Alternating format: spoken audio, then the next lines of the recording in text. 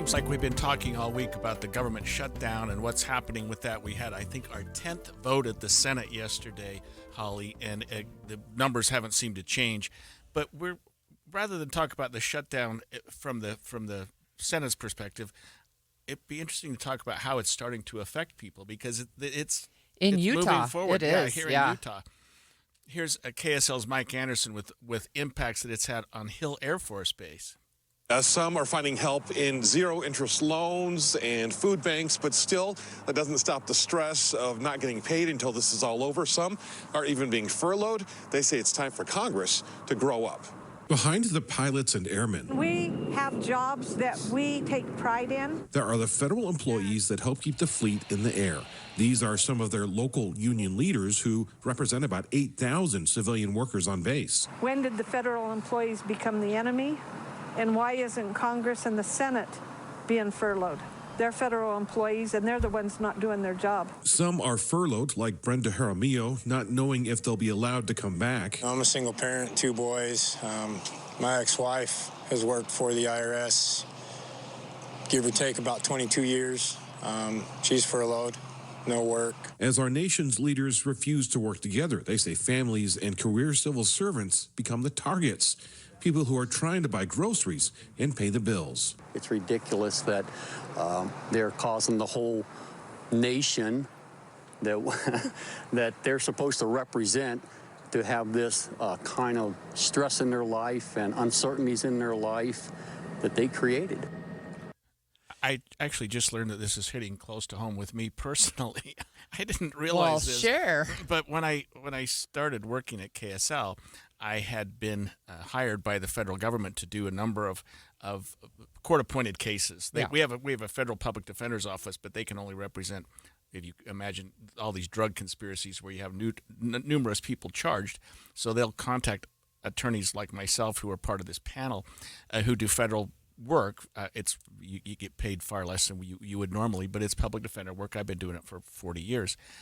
And I called the person that's over our program to say, hey, when is our funding getting cut off? And she said July 3rd. Oh, gosh. So we haven't been paid for 4 months. They were hoping to get it refunded, but we're still working. I've still got 4 or 5 cases I'm trying to wind down, but I guess we're not getting paid for those. I actually had to travel down to a prison in Nevada over the 24th of July. So I did quite a long trip that I'm now learning I'm never going to get paid for. So we'll see how that goes. Look, it's one of the things I really liked the person in that clip that we just heard who said, why are the federal lawmakers not being furloughed and not paid, right? They're not doing their job, but they're getting paid.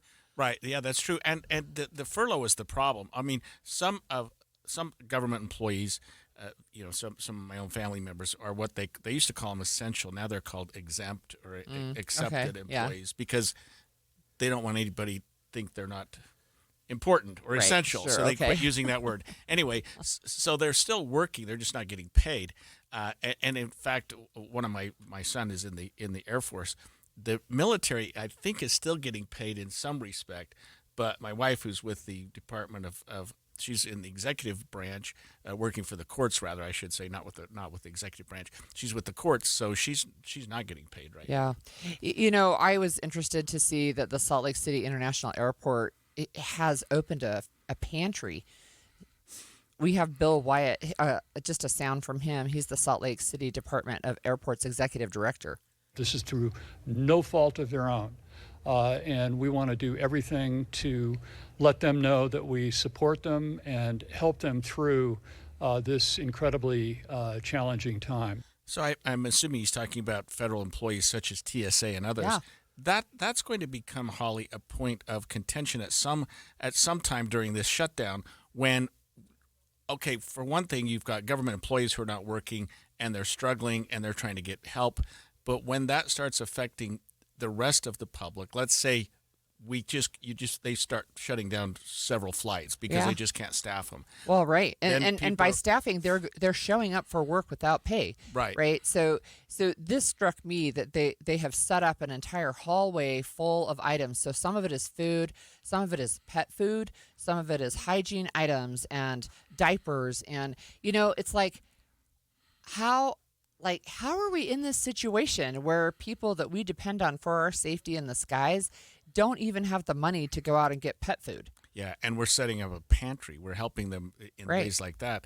There's one that's been set up by the Salt Lake City Council. They're taking donations, and they'll try to keep it open as long as it can. Salt Lake City Mayor Aaron Mendenhall says it's not easy for them, for government employees not working and not working at all or working without pay. So I ask other Utahns, as you come through the airport, be kind. Bring an extra dose of patience. Give some grace to these federal employees. Share your gratitude with them. They're showing up for the well-being of every single one of us, and they're not getting paid at this point. And, you know, one of the things that the members of the public can do if they want to is they can actually donate right there at the gas station at the airport. So, you know, as you pull in, they've got that gas station where you refill your car if you're taking it back to the rental area. But they have a donation place where you can donate goods. They're also looking at collecting funds to be able to give gas cards out to these employees so that they can get to and from work. I mean, those kind of issues are, gosh darn it, you don't expect it when you don't sign up for a job that the government's not going to pay you. And we spoke to earlier this week, Holly, with one of the directors of the Utah Pantry, the food pantries. Yeah, that's right. And she mentioned that, unfortunately, maybe ironically, a lot of employees, especially people who've been working and supporting themselves and haven't had any issues in the past, suddenly they're unemployed, they're not getting a check, might feel reluctant to go into these pantries and get items because of the stigma of that. But I would say just the opposite. I mean, you're not getting paid, and there are certain people in the public that are trying to help out, religious organizations or community groups or whatnot.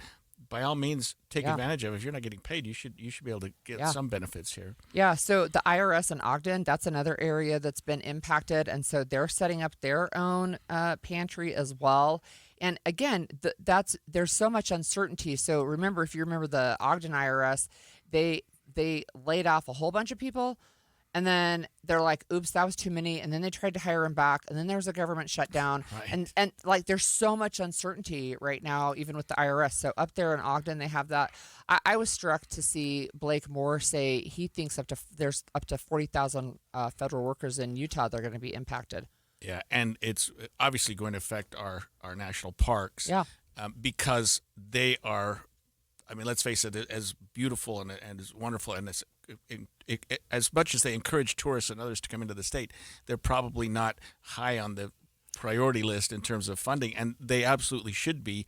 I know that in the past, Holly, and I don't know what Governor Cox is doing right now, that the state has stepped up to help staff some of our national parks, but I'm not sure if they're doing that now. There's some, right? But I'm looking at an article from a sister station, it's KUTV, and they're just saying, look at Zion National Park. They haven't been able to collect their entry fees, so people are getting in for free, which is making it crowded. They don't have rangers, they don't have the special talks or demonstrations, and they don't have people to collect trash. And so one of the things that they're asking is, please, if you come in, please be patient, be respectful, and take care of your own trash. A leading U.S. economist was in Salt Lake yesterday speaking to a group at the University of Utah. Mark Zandi shared his concern about some of the biggest problems that are facing Utah and the nation, specifically the national economy. He said this: it's not in a recession, it's growing, but the rate of growth is slow. It's below the economy's potential, and you can see the struggles most evidently in the job market. So he's not predicting a recession yet, but is saying that we're teetering pretty close to that. He did indicate that Utah was better positioned than some states to weather that storm, but it's still a problem. Yeah, we have with us Robert Spendlove, senior economist with Science Bake, to help break us down. Thanks for joining us, Robert. It's great to be with you. Hey, we want to start by asking, we just spent our first segment talking about direct impacts that we're starting to see with federal workers in Utah, but are we starting to see broader impacts on people who are not federal workers with this government shutdown? Yeah, so we call that the kind of the multiplier effect. You know, we've got tens of thousands of federal workers in Utah, and a lot of them are furloughed. They're not receiving payments, and they have to make payments as well. So you start to see that multiplier effect the longer the shutdown lasts. So we're not seeing that really clearly yet, but we expect to start to see that. But one of the problems is we just don't have the data. because the federal government is shut down, we don't know what the impact is. We don't have some of those direct measures. And so that's one of the struggles right now, is just this high level of uncertainty. Yeah, and the uncertainty, Robert, can be fairly significant, because we're hearing that the number of federal employees in Utah alone that could be furloughed or lose their job could be in the thousands. And at some point, that's going to take a toll not only on our economy, but on just on the job situation and where we are in Utah, correct? Yeah, and if you just kind of break that down, so our our major federal employers in Utah, there's Hill Air Force Base, there's the IRS facility in Ogden. Now, President Trump has said that military workers, people who work directly for the military, will receive payment. But what about those military contractors? They're not going to get payments. With the IRS, those furloughed workers at the IRS are not going to get paid until they come back. And so it's kind of this disparate impact. But for those communities that have a lot of federal workers or workers tied to the federal government, they're going to be seeing big impacts. So Robert, where does Utah stand with the overall economy and looking at like teetering on the edge of potentially a recession? Yeah. So, and when I'm speaking to business leaders, when I'm speaking to community groups, I hear this all the time. People don't feel like the economy is doing bad right now, but they don't feel like it's doing well either. And there's a lot of concern. So, if you're measuring the economy by gross domestic product, we're doing great. GDP grew by 3% in the last quarter. It's estimated to grow by another 3% in this quarter. But when you start to break it down a little bit, people are worried about their jobs. They're worried about the labor market. They're worried about prices, and inflation. They're worried about the impact of the tariffs, and they're worried about affordability. And so all of those are just kind of eating away at consumer sentiment, and people just don't feel like the economy is operating where it needs to be. Robert, speaking of tariffs, do we know yet what effect they're having? And partly because they're a moving target. Tariffs come in, they go back out. But some nations are hit harder than others. But have we seen the effects of tariffs yet on the economy? Well, we're starting to see some impacts in specific areas. Usually negotiating a tariff rate with another country could take years. And we've seen this play out in the space of months. And so it's still too soon to see the full impact. Just for one company to implement a tariff price change could take 18 months. So we're still kind of waiting to see some of those impacts, but we are seeing it in specific areas. Beef prices are way up. Coffee prices are up. Banana prices are up. So we're starting to see some of those playing out. So the overall inflationary impact isn't clear yet. We know that inflation is higher than it should be. It should be around 2%, and it's hovering around 3%. But one of the things that we need to know is just what does that look like? One of the interesting things is Trump is actually calling back some of the federal employees that do the inflation estimate. So we're going to be getting an inflation report next week, and that's going to be critical. So I have a question about Utah's economy specifically. So I know that in 2008 with that recession, I know that with the pandemic, Utah was pretty well positioned. Are we still pretty well positioned to weather economic storms? We actually are. Utah's economy, it continues to be fundamentally strong.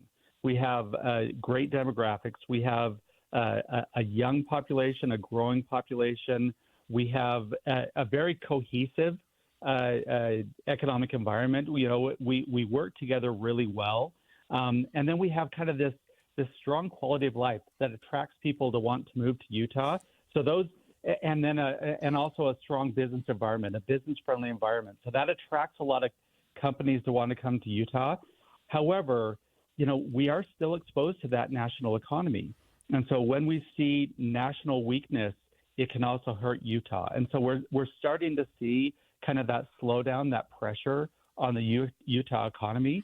And then also one of our biggest problems is just affordability. Housing affordability is a problem. Overall cost of living is straining a lot of people, and so we're feeling that as well. Robert, let me ask you another question about some indicators. The stock market seems to be doing well. It seems to be close to or maybe even at an all-time high. But our jobs report is just awful lately, and we're just not creating jobs. Those are two sort of inconsistent indicators, at least to me, of the economy. Do those mean anything as you see them related to one another?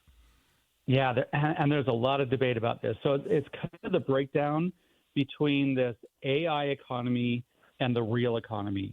So a lot of the stock market gains are being driven by investments in artificial intelligence. A lot of those, those AI companies are really dominating that increase in the stock market. But when you look at, just like you said, the labor market is the real economy.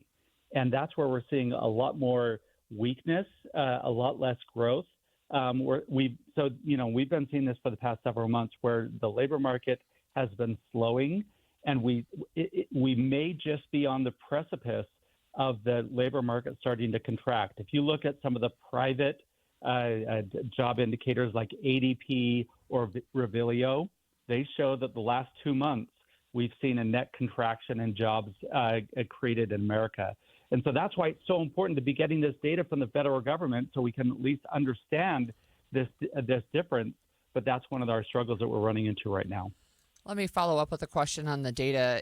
Is it going to be reliable? Well, that's a big question. So there have been claims that the BLS, the Bureau of Labor Statistics, is politically motivated. I don't think that's true. However, there are legitimate problems in the way they've collected the data. The response rates have been dropping. People just don't respond to these surveys like they have in the past.